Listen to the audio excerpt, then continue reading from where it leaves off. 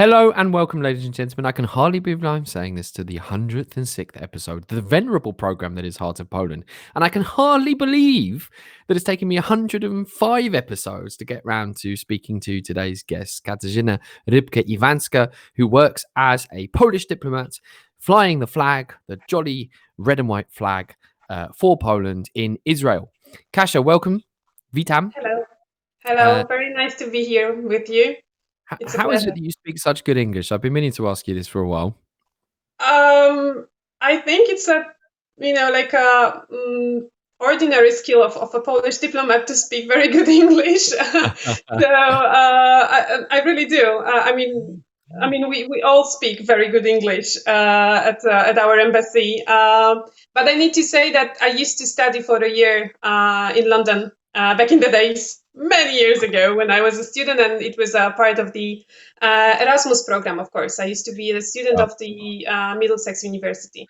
I won't ask you about that time because you probably can't remember very much about it, as knowing what I know about English Erasmus. studying.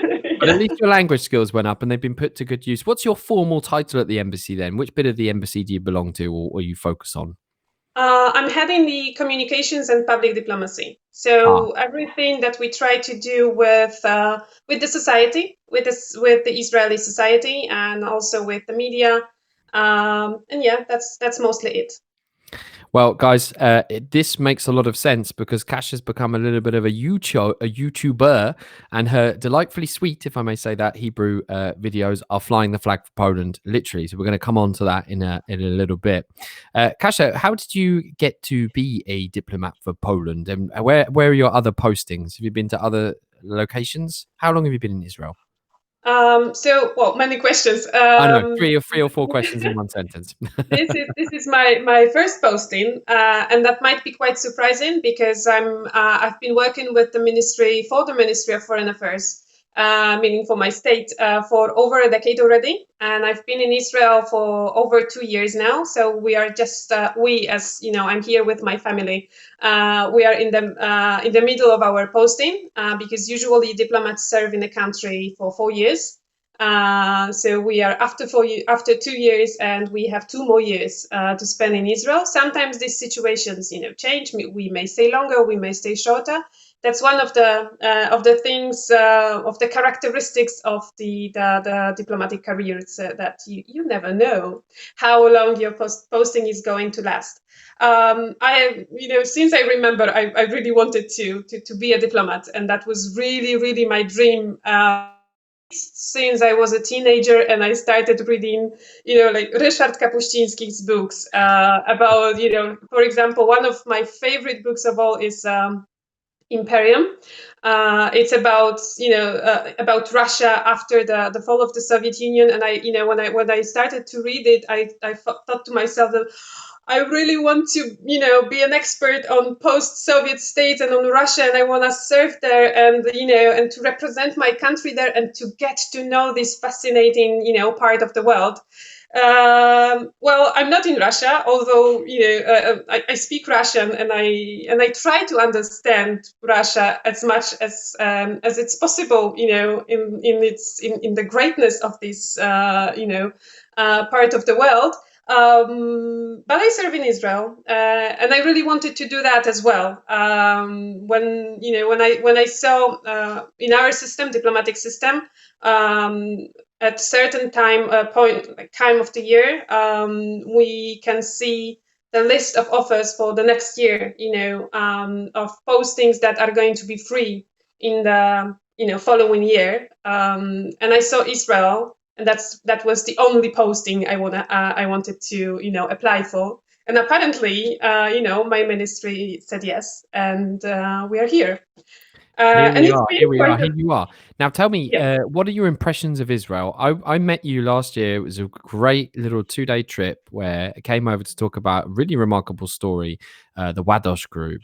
And I'd known about you before, obviously, and you love it. But what was it like? A bit of culture shock, and also being a mum and bringing the kids over. I've always found that whole dynamic, diplomats, children thing, to be fascinating. How did your family react to new life in Israel? Wow. it's not easy, I need to say. It is quite a challenge. My younger daughter, she was 7 months old, and my son was not even five, not even 5 years old.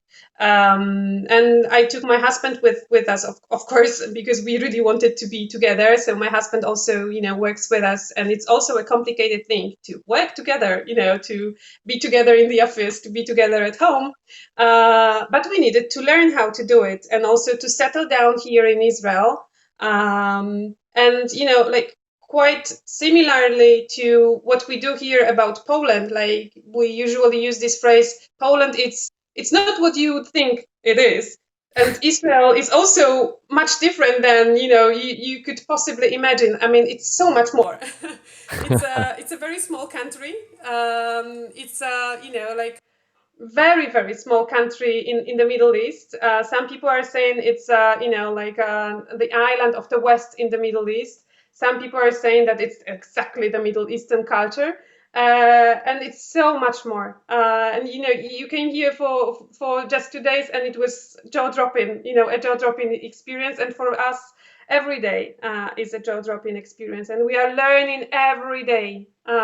Something new about Israel, even if we sit at home, because since March everything has changed, and a lot of things started to happen only at home or only online. But as much as possible, as much as we can, we try to get to know the country, get to know the culture, and get to know the people, and also get to know the language at least a little bit. And the food, man. I never had hummus like that before in my life. It was delicious. But of course, typical man, I'm often thinking about the food. Let's talk about how Poland is understood in Israel. Now, obviously, there's a history of a really complex history going back really quite a long time, and I don't necessarily want to talk so much about that. Just saying, like how much does the average Israeli know about Poland? Is there a brand recognition that we have, or are we maybe not quite so well represented? Countries with great soft power. I guess one of them could be my former home country, the United Kingdom. Where does Poland Yeah. fit in that kind of that hierarchy of soft power in Israel? Well, there is always a scope for improvement, and to tell more about the country that you represent. And there are always like certain or like interesting stories that are worth telling the people. And I would say that we have a lot to do here, to speak about the history of our country. From many different perspectives, and I personally, I chose to present the history of the Polish women to the Israelis. And it has a very interesting Israeli angle, because there is this notion of Ima Polania or Isha Polania, but I like to stick to Ima Polania, meaning Polish mother, that many Israelis have or used to have. Or maybe they have Savta Polania, meaning Polish grandmother. And I decided to go toward that direction, and to present to the Israelis, Polish women and the history of Polish women, several biographies. And I really aim at reaching 100 biographies of Polish women to be presented to the Israeli audience, to tell them a little bit more about, women. They like this notion of Ima or Isha Polania is in the language, and it is very deep in the culture. And it means, it's associated with a Polish Jewish woman, who is a very strict woman, and there are certain, characteristics that one can play with, actually, if we want to broaden the perspective of the perception of Poland, Poland's history, and also, how what a country we are, and how many wonderful women we have in our history. And I always say that, always something new and something better and something more can be done to present the country. The only thing that you need to do is just to find a certain angle that might be interesting to the local public, and that might bring you closer to representing your country in a very good way, and to spreading the knowledge about very important and very good also. Sometimes very thrilling, sometimes very dramatic histories, but certainly those that are really worth telling. Well, let's talk. Maybe we'll get back onto your YouTube career. That can't be your work, can it? Being on YouTube, that's not possible. I remember there was a time when I worked for the British Foreign Office where they were encouraging people to be online while simultaneously blocking YouTube. I think that those days are over. But coming back to the embassy overall, in terms of what the embassy is doing to promote Poland, can you talk to us about that? Yeah, I mean, I would divide this time, my time here and my posting here, these 2 years that have passed for, two periods. Meaning that, since March, the work looks much different than it used to.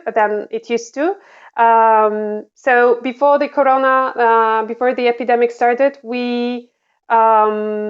we worked a lot in the field, and that was like my favorite part of the work, to work in the field, to go to people, to get to know the people, to learn more about the people, to build these relations in real life, also to organize events, for our audience, for our partners, for our friends, and also especially for our partners here, and possible partners. Since March, it looks a little bit different. I mean, on the one hand, a little bit. On the other hand, very much different than it used to, because we certainly needed to adjust to the new normal. I mean, I hope it's not going to last much longer than it does for now. But we needed to go digital if we wanted to continue our mission here. We needed to become the masters of digital diplomacy, but also stick to the principles and the ideas that we used to have. I mean, that we had, or that we developed since we started our mission here in Israel. Meaning that, yeah. Kasia, I must say that not only is the embassy a cool team of hotshots, but indeed your ambassador, Maciej Magarovski, is quite well known for being a truly digital diplomat, and he's mastered Hebrew, and he's wowed people around the place. So what's it like working with a character like him? And I've got a couple of questions from viewers at the moment, and also your mum is watching right now just to make you a little bit more nervous. So tell us about working. Thank you very much. God bless her. So tell us about working for the ambassador as well, and what he's like. Oh wow, that made things much more stressful. No, I'm just kidding. Let's be professional. Working with my boss who speaks Hebrew really, really fluently, it is a pressure, I need to say, because he mastered his Hebrew like very, very fast, and I know how much work it takes and how much time it takes, and I'm trying to do my best, to follow his steps, even though it's just simply impossible. So I needed also to find my own road to learn in Hebrew, and I'm not as fluent, and I will probably never be as my boss. But that's my Hebrew, with very strong Polish accent, and I really sound like Isha Polania here also on the street. But I think working as a team in the embassy, because there is a group of us working in the field of diplomacy, public diplomacy and stuff. It's we have a very good team of people who support each other simply, and we try to inspire each other with ideas. What else we can do, how how we can work so that these bridges between Poland and Israel are really being built, because that's my major aim here, my major goal. Yeah. To establish more and more authentic, based on friendship and very good relations, bridges between Poland and Israel. It's not an easy task. It's very challenging. It's a huge adventure also, but it's worth it. We've had a question here from Piotr, who's asking how many Poles live in Israel right now. Does the embassy collect that kind of data, or we have no idea whatsoever? Well, that's a very interesting question and very, very difficult one. It always depends how how you define, I could see that it's like how many poles, right? And it's a very difficult question regarding, the definition. Whether we speak about someone with citizenship, we speak about someone with nationality, we speak about someone with a passport, and so on and so forth. It's a very complicated issue, and I'm not an expert in these kind of issues, so I wouldn't like to go, towards details regarding that. Guys, this is like the thing about Brits in Poland. Nobody has a clue. They just seem to pop in at all times. Sophia's written here. Thank you for looking out for the interests of Poland. So there you go. That's a lovely comment as well. Yeah, the relationship obviously is at times challenging, at times fruitful. Seems like there's a lot of geopolitical stuff in common. But there's a really good story over all of this. Let's talk about how, therefore, Israeli people speaking Hebrew, have reacted to your videos about these inspiring Polish women. I must say, I find your Hebrew really quite endearing and adorable, even though I don't understand a word. But I understand what Anya Valentovich, Valentinowicz. yeah. So Yeah. talk to that. How have they replied? Do they fall in love with your Hebrew? I think so. I mean, as I said, I have a very strong Polish accent in Hebrew, and but I need to say that like many people in Israel have their own accents. So it's not like an unusual thing to have an accent. Actually, it's quite a standard thing to have an accent in Israel, and the Polish accent is. It's very much associated with the generations that are in, that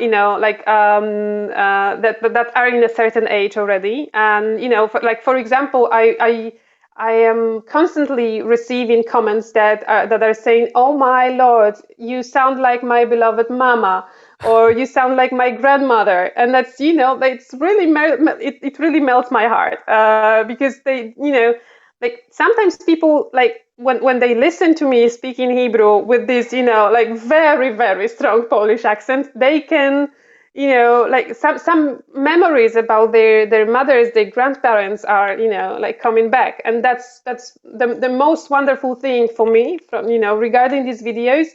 And I didn't expect that because like I didn't know how strong my accent was before I started recording these videos.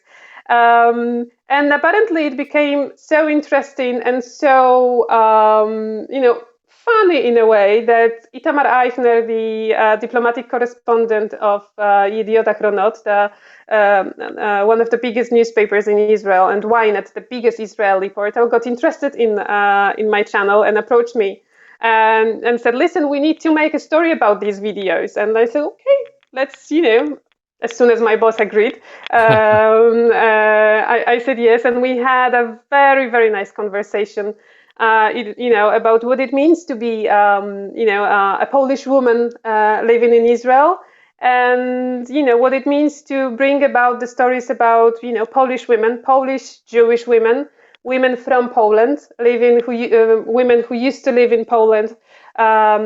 Throughout their lifetimes. I'm just right now preparing another episode about, for example, Katarzyna Kobro, and some other artists. And Katarzyna Kobro wasn't Polish from nationality, but she chose Poland as her country. Like you chose Poland too. Yeah. There is something in Poland that can be very magnetic. And actually, one of the videos, the most popular videos on my channel, is actually not about women. I mean, I have 12 episodes about women, and I aim at least doubling this number. But I also have a short video about my summertime in Poland, because I was very lucky to travel to Poland, during the summer, even though it was, like very difficult to do. But we decided that we really wanted to visit our country, because who knows when we will have the next possibility to do so. And I recorded a few, short videos from the places really off track. That I really liked. For example, together with my family and with our close friends, we went pack rafting on Korytnica River near Szczecin. And it was so fun that I decided to post a video about it as well. and it's very popular. It's still the most popular video on my YouTube channel. So I think that, like, to make the long story short, like, speaking Hebrew about Poland to the Israelis from a certain angle, from my own angle, the one I chose, apparently it brings some fruit. And when I post my, for example, this video about summer in Poland, to the groups, Facebook groups that are about, like, vacations in Poland, because Poland used to be a very popular summer destination, for a couple of last years for the Israelis, and they can't, go there right now. And I posted, and who misses Poland as much as I do? And there is an avalanche of likes and comments. Ani, meaning me, People would really love to be able to travel again, and I truly hope that it's going to be possible again soon, because that's what makes these relations also very special and very much flourishing. Yep. Food, friendships, families. Exactly. Remedial All the ties. soft things, that you can imagine. They really, really build bridges between people. And talking about that, one of the things that diplomats do is they get into all sorts of strange places. Who's the most famous person you've met? Israeli person, let's say, Kasha. Where have you got up to? As high, some sort of prime minister or president or something? What's it? Where have you got to? So I was once at the meeting with President Rivlin. He organized a meeting for female diplomats serving in Israel. It was shortly after his 80th birthday.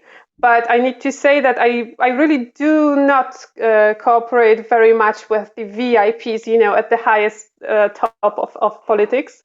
That's my other colleagues and my bosses, task to do. I usually focus on the society and on, like, more people, like, closer to me, and I'm focusing my attention on them. But I had plenty of very interesting meetings, obviously, here in Israel, and I'm very much looking forward to having more of them, because we are getting out of the second lockdown. So I really, keep my fingers crossed for normal meetings to be possible again. Well, someone has to drink the champagne and eat the caviar while the rest of them do the work. So speaking I from like my experience, hummus, hummus is Israeli caviar. Thank you, Kasia. I think you talked about inspiring Polish women, and I find your energy, your passion, your dedication and commitment really inspiring. You know what, guys? I've worked directly with people from the Polish MSZ, so the Polish Ministry of Foreign Affairs, and at various different levels, including once almost getting headhunted as the speechwriter for the very Secretary of State. But I wasn't a Polish citizen at the time, so they said I was possibly a little bit dodgy and shouldn't be up there. And the Polish MSZ, the Ministry of Foreign Affairs, is stuffed full of really high quality people, and we've been fortunate enough to speak to one of them, Kasia, today. But she's only one. The rest of the team are also just as good. I've met many of them personally. The ambassador as well is a fantastic guy. They're doing a really great work. Poland may be a little bit smaller than the greatest soft power in the world, which is the UK, but it packs a heck of a punch of that MSZ, I tell you guys. So Kasia, thank you for all the work you're doing on behalf of Poland. We miss you guys. Come back as soon as you possibly can, and keep on flying the flag. Any last thoughts for our viewers now before we end today's 106th episode of Heart of Poland? From me? Yes. Something let's positive. Let's just hope the epidemic is over very soon, and people stay healthy, stay strong, and see you soon. I'm very much looking forward to normal meetings again. To be happening again, and let's stay strong all together. Thank you. Right. That's a lovely message. Thank you very much, Katarzyna Rybka-Iwańska. You've been a great guest. Let's just also give a shout out to your mum who's watching here. And Mamo, pozdrawiamy. How do you say that in Hebrew? Brachot. Bracho. I must Bracho. admit my Hebrew learning wasn't very good, but it turns out there's a few words I think is shared with Polish and Yiddish or something. I don't know, something like that. There's plenty there. All right, thank Yiddish is you very much different. yeah. Okay, so thank you very much, Katarzyna Thank you. Rybka-Iwańska, flying the flag for Poland in the Polish embassy in Israel. So we greet you all, and we continue staying safe, guys. This is the 106th episode of Heart of Poland. Now, we have talked with fascinating people leading fascinating lives in the fascinating country of Poland for well over 100 episodes. This is the longest running and the highest quality and the most fascinating impossible mission to discover the heart of Poland. And I've been privileged to be your host on that ridiculous quest to find the heart of Poland. We've talked to authors, to historians, to politicians, to people leading really quite crazy lives, from beekeepers to footballers to rally drivers to swimmers to singers. They've sung their hearts out on stage, all determined to try and find the heart of Poland. So if, like me, you want to discover more about the heart of Poland, you know where you need to go. You need to go to thefirstnews.com. It is the premier English language source of news about Poland. If you want to find out more about politics, about current affairs, about history, about art, about tourism and travel, then go to thefirstnews.com and you can find all of the previous episodes of Heart of Poland, amongst many other fascinating in-depth pieces there on thefirstnews.com. It's here for you, my friends, so please do go out and check it. It's really good. Kasia, thank you very much, and I'll see you again Thank for you. another episode of Heart of Poland.